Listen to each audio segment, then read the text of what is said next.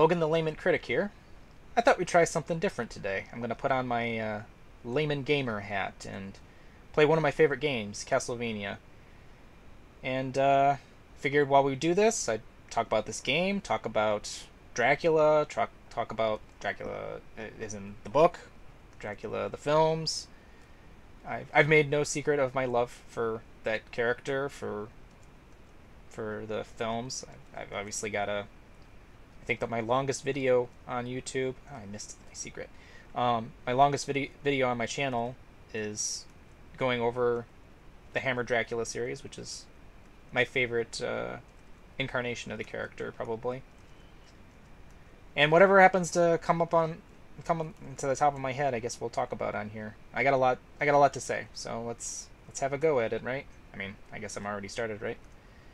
So this game originally came out in 1986 in Japan as Akumajo Dracula, which translates as Demon Castle Dracula or Devil Castle Dracula, and then later came to the NES in 1987 in North America, and 88 I think in Europe. But as you can tell, the aesthetic for this game is heavily inspired by Universal classic horror movies, but there's also a lot of other influence from other areas too. Different mythology, European mythology, like the Romanian type, Europe, Greek. You got ghouls here, zombies, which are, ghouls are technically Arabic. So you got the creature from the Black Lagoon right here, who's red in this game. I'm not really sure why, but yeah, right away you can see the influence. But there's also influence from stuff from Japan, notably Vampire Hunter D, which was it's a series of light novels. They're science fiction and horror, but they're kind of also a combination of the Western set in what looks kind of like like this. And the main character D is the son of Dracula, and he hunts vampires.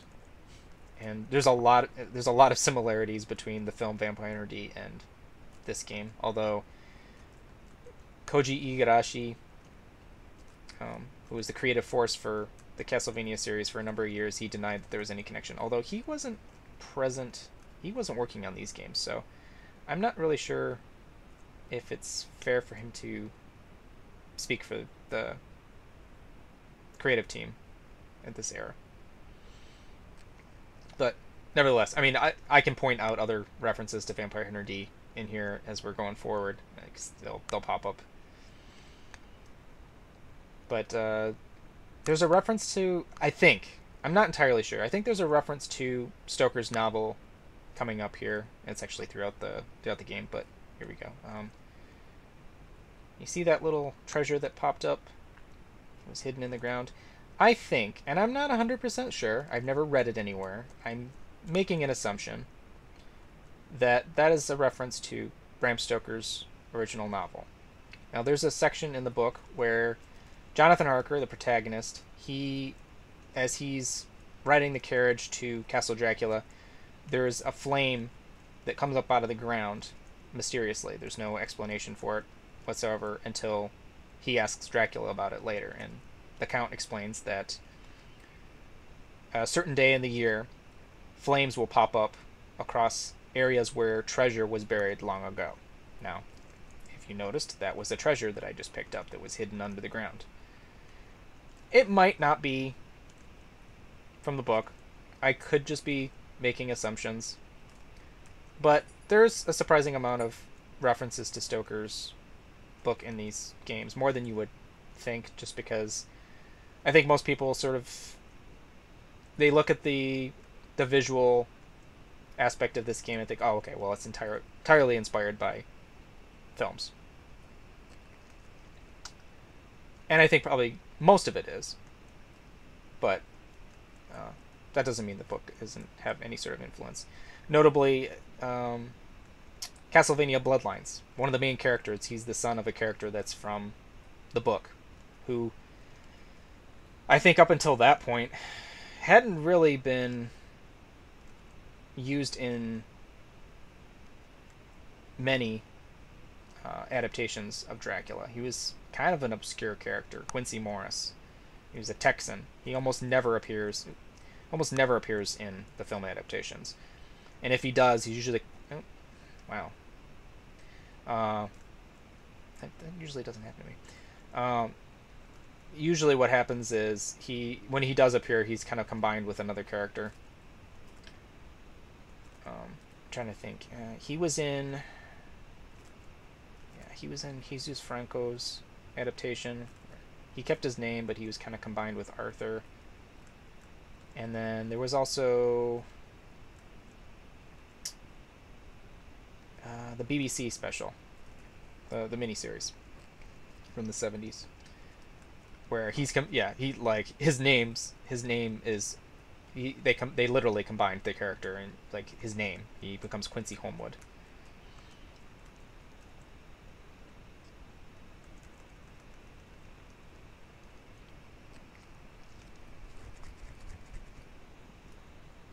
There is something of a debate regarding which movie is the most faithful adaptation of Dracula, and there's a video on Cinemassacre that's pretty comprehensive, although it's still not complete. I would argue that there's still some details there that could have been fit in somehow. And James Rolfe's conclusion is that the BBC adaptation is the closest adaptation to Stoker's novel, with Francis Ford Coppola's film coming in second place. I would argue that they're probably tied. They deviate from the book in their own ways. I think part of it, really, what it comes down to is what changes do you consider more grievous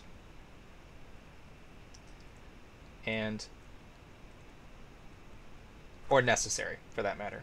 And I would argue that there are changes that are made in the BBC version that are completely unnecessary and don't really benefit the narrative in any way. Whereas I think Francis Ford Coppola's adaptation has changes that benefit the story. So, for example, you have this backstory that that Mina is the reincarnated wife of Prince Dracula, later to become Count Dracula. Now that fleshes the character out more, and it also gives them sort of a relationship and gives the character more to do. I would argue that adds to the story. The BBC version, on the other hand, there's a change where, well, as I mentioned, Quincy Morris and Arthur Holmwood are combined, whereas in Coppola's film, they are individual characters. But another thing is, for some reason, I don't know why, the BBC version makes Lucy and Mina siblings. No reason for that. They could have just been friends visiting, which is what they are in the novel. So I don't know, and it might I might be a little bit biased because I love Coppola's film. It's actually one of my favorite movies. It's in my top 6. But I think Coppola's film's better.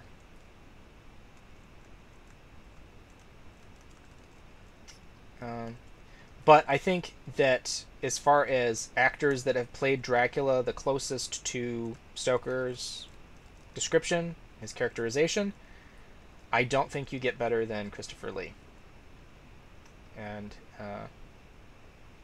he had plenty of opportunities to perfect his performance, so he has that going for him.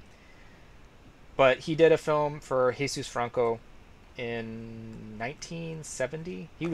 Christopher Lee was very busy that year. He starred in 3 Dracula films. um, Taste the Blood of Dracula, Scars of Dracula, and Bram Stoker's Count Dracula, which is the one that Jesus Franco did.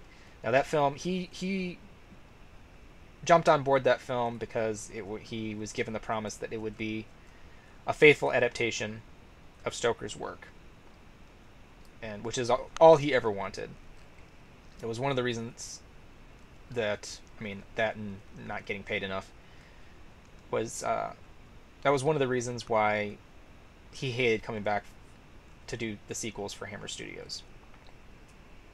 This is because they just became more and more detached from the source material as each sequel was made.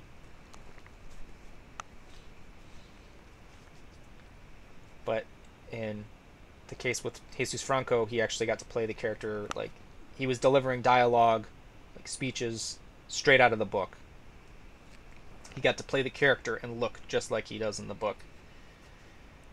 And but it does go off the rails as you go further along into the story. And here's a reference to Vampire Hunter D. You have the character falling down into catacombs. But getting back to what I was saying,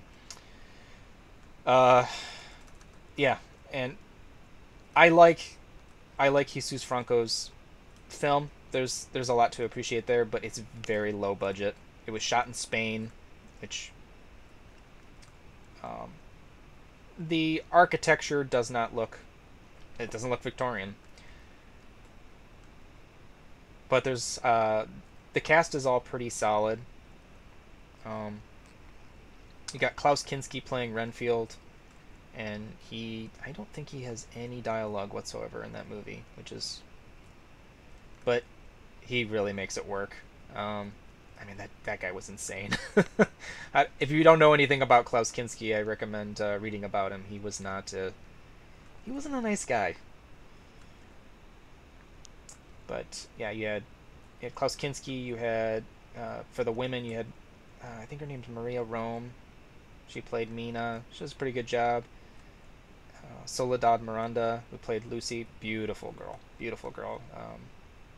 Died way too young. I think she was only in her 20s. She basically just got her career started. Died in a car accident, if I'm not mistaken. I think she was pregnant too. It's a big shame. Total loss.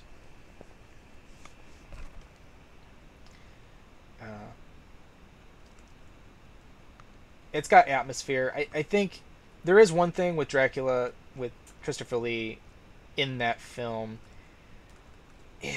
Ironically, even though he's playing the character as Stoker wrote him, I would argue that his performance isn't as close as it is in his first performance as Dracula, which is for Hammer.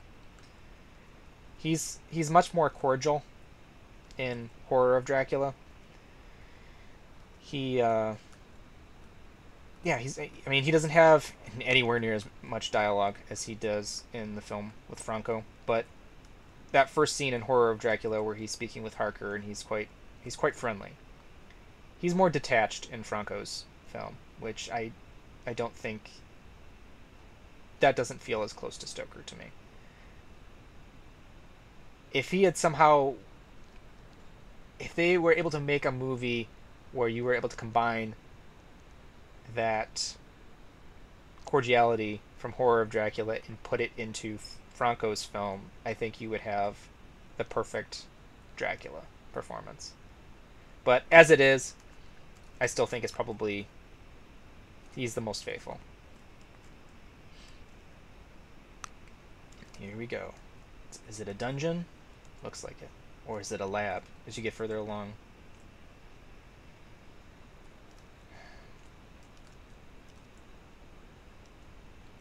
But my absolute favorite film, Dracula film, is definitely Bram Stoker's Dracula, directed by Francis Ford Coppola. I love the visuals. I love the music. I love the acting. Gary Oldman is fantastic. Winona Ryder is great. I know people criticize her accent. It's a little... She slips out of it a couple times. Honestly, as many times as I've watched that, I only really started to notice that probably the last few times that I've watched it. And I don't think as often as people criticize Keanu Reeves in that movie, I do not think he's nearly as bad as people make him out to be. And I would argue that his performance is probably the most fleshed out for that character. Um, Jonathan Harker is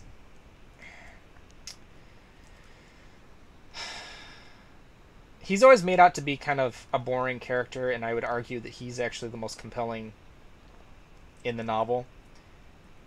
I think people just tend to look at him as just sort of this bland English guy, when in reality, he's a dude that's got PTSD. And he goes through his own personal hell, and then he has to, like, forget all about it. And then, or I should say, he doesn't have to. He blacks it out. And then he's sort of forced to confront it again. And he makes the choice to go back into that darkness and confront it and destroy it, because he loves his wife so much that he's willing to do that. I mean, he even states in the book that, you know, if his wife has to become a vampire, he'll go into the darkness with her. And that's I think that's pretty great for a character. I think that's more to a character than people give him credit. And I think Harker in Coppola's film, played by Keanu Reeves, captures that. Now, his accent isn't great, I'll grant you that. But you have to remember, too, with that film,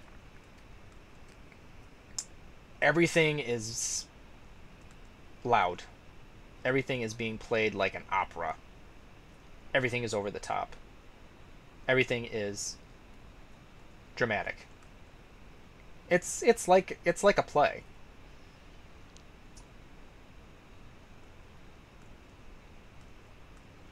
And I love the special effects in that movie.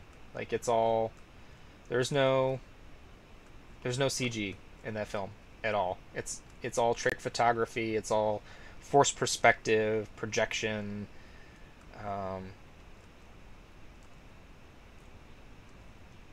Yeah, it's a love letter to film. I mean, I think that's apparent. If you don't like that particular film, and you have never watched the special features on the DVD or Blu-ray or whatever you might have, I highly recommend giving it a viewing. I think it might give you a new appreciation for the artistry of that movie.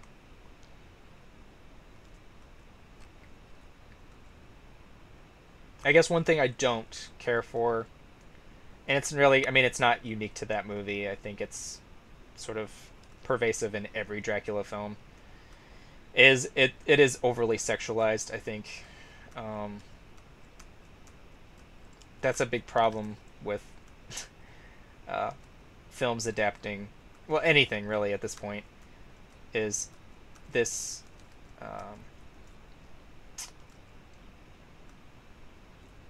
this pervasive narrative that Dracula is all about sex, and I vehemently oppose this interpretation. I think that sometimes a steak is just a steak, and there's an excellent, I guess it'd be an essay by Elizabeth Miller, who is, she's an expert on the novel, the history of it, on Bram Stoker. She used to show up in, you know, if you watch like cable television and there's documentaries on Dracula or whatever, you most likely would probably hear her talk about. They probably interview her at some point. She's retired now, if I'm not mistaken, but she's written a number of books on the subject. But she wrote, I guess it would be an essay. I'm not entirely sure. It's called Coitus Interruptus, and basically it talks about how no, Dracula is not as much about sex as you would like as people make it out to be, and a lot of that she attributes to um, the popularity of psychoanalysis in, I think it would be the 30s, and how psychoanalysts were reinterpreting works of literature like Shakespeare and stuff like that, and Dracula was among them. At the time that Dracula was published, people weren't talking about any sort of sexual subtext. And Stoker himself, in his letters, mentioned that he didn't make any comments about anything like that. There were no requests for him to make edits. I think whatever... I won't say that there is no sexual component to Dracula. I think that would be ridiculous claim to make. I will say, however, that I think that it is much overstated by academia and postmodernists.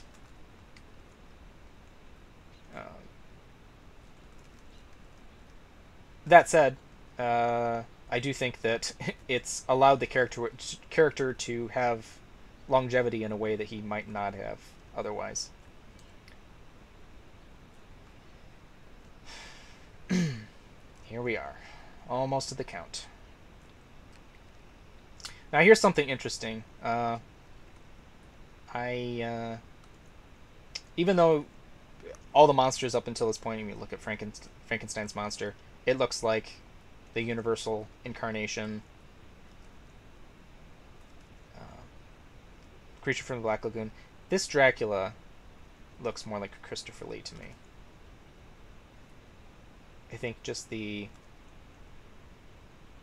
silhouette, just the way he stands. He does not look like Lugosi. He does in Vampire Killer, when you got the painting, but not here. I probably should add. Vampire Killer was kind of like a remix on this game. It was for the MSX home computer. Very similar gameplay, very similar layout, but it was more like, almost like a maze. You had to find keys that were hidden in different screens in order to progress later into the levels. Really, really freaking hard game. Like, I'd like them to re-release it, but I don't know that they ever will. I was kind of hoping it'd be on this compilation, but alas.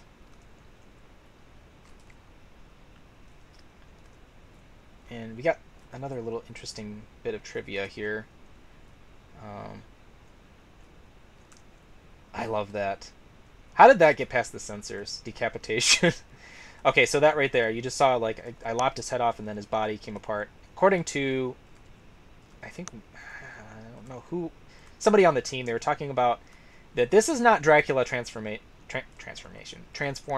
This is actually, like, the evil of the curse left over that you're having to face off against. Now, obviously, that little bit of lore did not survive into subsequent games, but I thought it was an interesting bit of trivia. And there you have it. I just beat Castlevania. Not too bad. I got 7 lives left, 5 hearts left. Got the holy water, triple shot. Not bad at all. And here we go. Just like the ending of Vampire Hunter D. The castle crumbles. It's a lot of trees. And here we got credits that are... Okay, I'm just going to read them off, give you the real names of the character. Directed by Terrence Fisher. Screenplay by Bram Stoker. Music by James Bernard. Christopher Lee as Dracula. Bela Lugosi as Death. Boris Karloff as Frankenstein. Lon Chaney Jr. Barbara Shelley. Max Schreck. Lon Chaney. Glenn Strange. Oliver Reed. Andre Morel, John Carradine, and the hero Simon Belmondo, which is just how they Romanize Simon Belmont, I guess. Yes, I did. I played the greatest role in this story. And thank you, Konami. It's a fun game. I don't know how many times I've played this game. Yeah, it loops over again. You can play this game over and over and over again. It's kind of funny. I wonder how long I wonder how many times you can loop through this game before it like crashes. Kind of like with Pac-Man, you can only get so far into the. I missed the treasure again. With Pac-Man, you can only play so many loops before it's like literally impossible. The game just like won't let you play. The screen, half the screen is won't show up. But okay, I'm done. I hope you enjoyed this. I hope you learned something interesting. And if you want me to do another one of these, let me know in the comments. Thanks for watching, and take care. God bless.